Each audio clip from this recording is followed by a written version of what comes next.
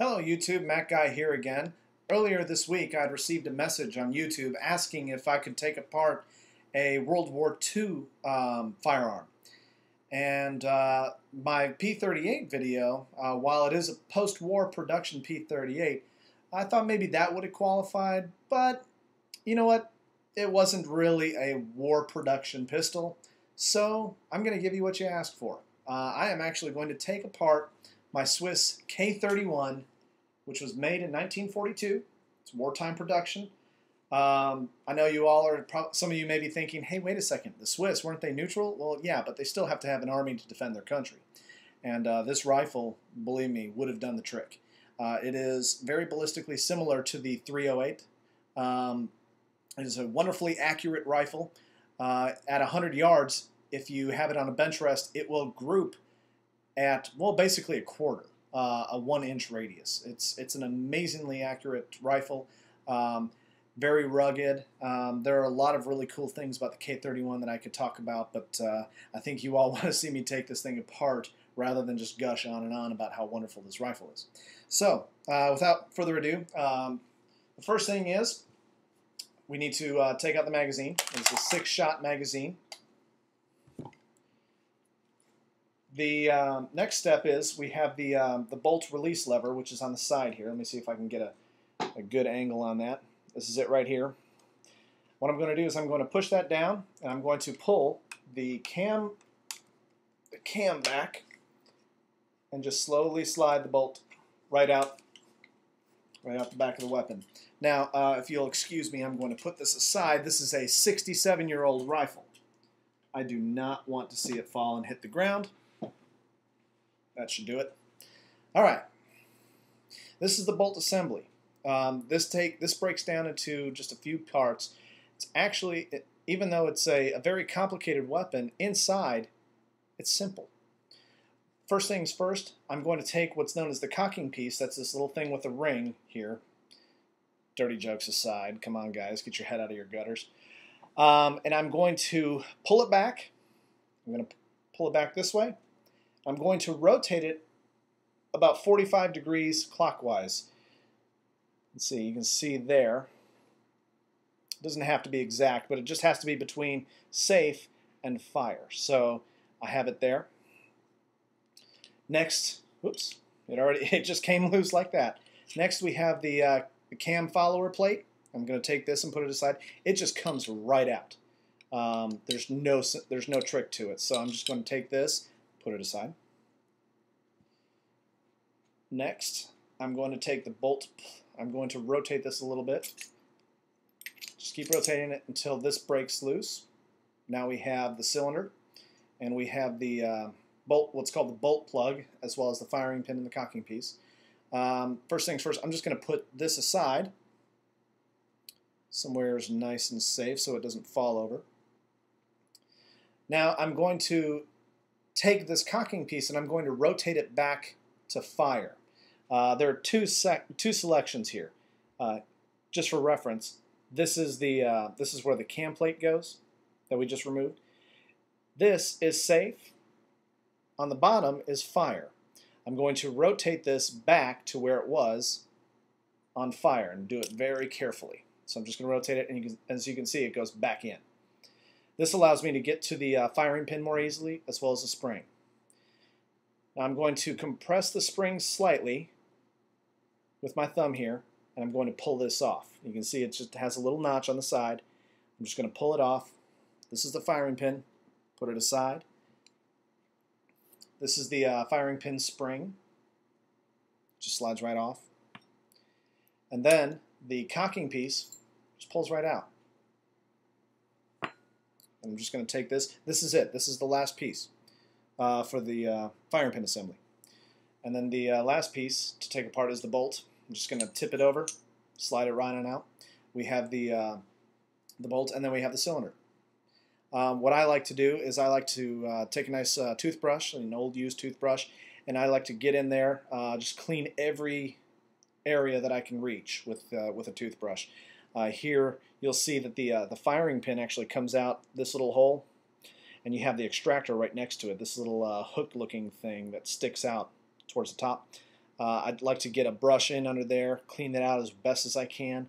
I also like to get a Q-tip and put it through the slot here, the cam follower slot, and just get in there with as much CLP as you can. You don't want to get this thing too sloppy, but this is a military service rifle. They are built to take some amounts of abuse, so I don't think there's really any harm in putting too much oil in, just as long as you don't get any on the stock itself, because that is a walnut stock. They came in walnut and beech. Mine is the walnut. It's a beautiful, beautiful piece of wood. Anyway, so once I'm done, after cleaning out the cylinder, the bolt carriage, I also clean off the cam follower plate, clean out the firing pin, clean out the bolt plug. Just get in there with a lot of Q-tips, a lot of brushes, make sure it's nice and clean. I mean, all in all, we have 1, 2, 3, 4, 5, 6, 7 parts. That's it, 7 parts. The AR-15 has significantly more parts than that when you're taking it apart. So that's why I love this rifle. All right, so now to put this back together, I'm going to take the bolt assembly here. I'm going to put the bolt cylinder back in. Just slide it back in very carefully. I'm going to put this aside now. Now I'm going to take the bolt plug, and I'm going to take the cocking piece and slide it back in. Make sure that you slide it in on fire, not on safe. Sorry, I'm a little backwards here. Not on safe. You want to have it on fire, because otherwise it will not go far enough forward. You'll have a very difficult time getting the firing pin back on. I'm just going to very gently slide the firing pin spring back on. Now this is a little tough. This does require a little bit of manual dexterity, a little bit of tenacity, trying to get the firing pin spring compressed so I can get the firing pin back on. As you can see here, that's the slot. That's how you just slide it on. Let me take this apart again. This has the cocking piece does have a notch in there, so that's actually how the firing pin fits on there. So I'm going to just take it. That's how it slides on. I have to compress this spring enough to allow the firing pin to slide on. So I'm just going to use my chest actually.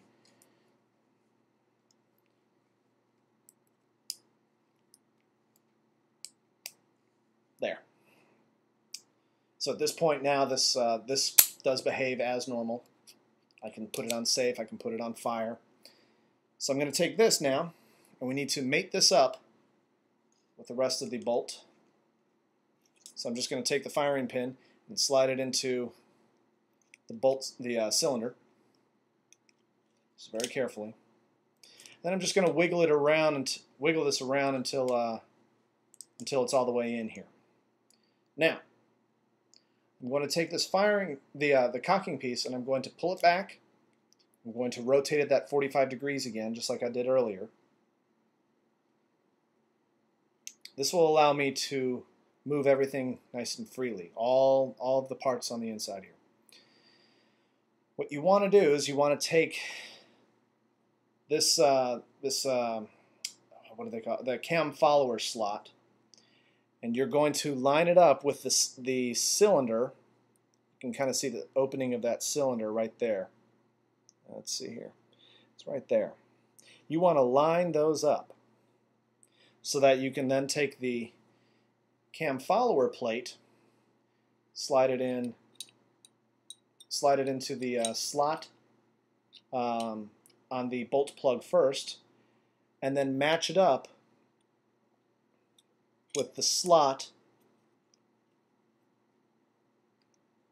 on the inside here until finally it locks into that little slot. I know it's kind of difficult to see, but when you take this apart and you rotate it, it'll make a whole lot more sense.